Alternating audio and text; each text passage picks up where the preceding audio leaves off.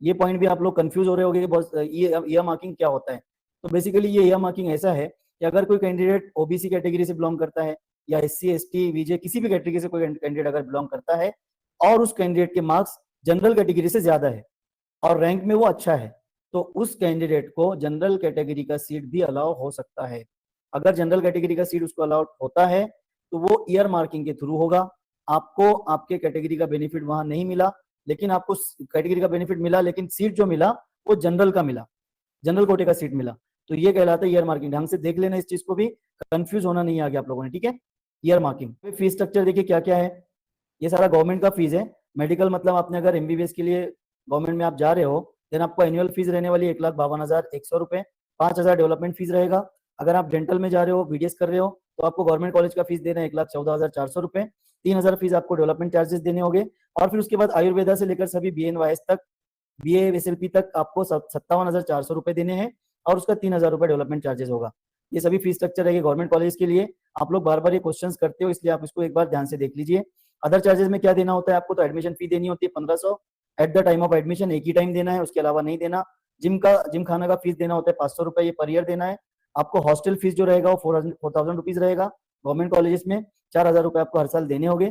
Library फी one time आपको 2,000 देना है स्टार्ट में, और पर ईयर आपको फिर 1,000 रुपीज देना है, ठीक है।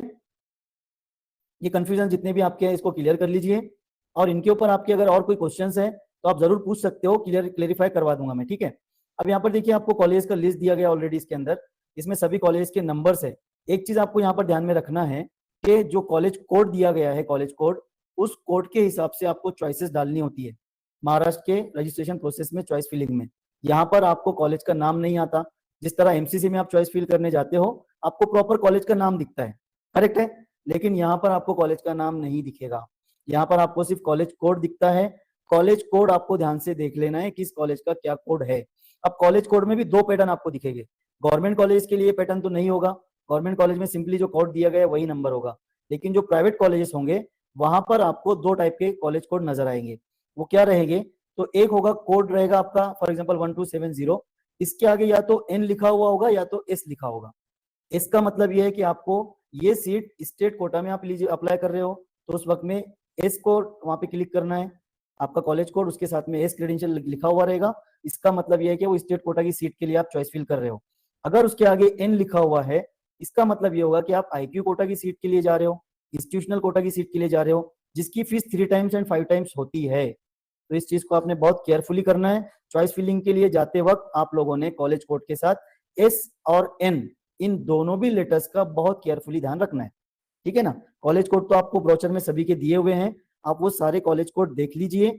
उसके आगे चॉइस फिलिंग के वक्त एस को सिलेक्ट करना है स्टेट कोटा में जाने के लिए, एन को सिलेक्ट करना है आपको आईक्यू कोटा में या एनआरआई कोटा में जाने के लिए, ठीक है ना। फिर आप कोई एमबीबीएस का कॉलेज अगर आप ज्वाइन करते हो, लेते हो, और कॉलेज की सीट खराब कर देते हो, ज्वाइन नहीं करते, एडमिशन ले लेते हो, अलॉटमेंट आ जाती है और आप ज्वाइन नहीं करते, तो आपको 10 लाख रुपए की पेनल्टी देना है, ठीक है।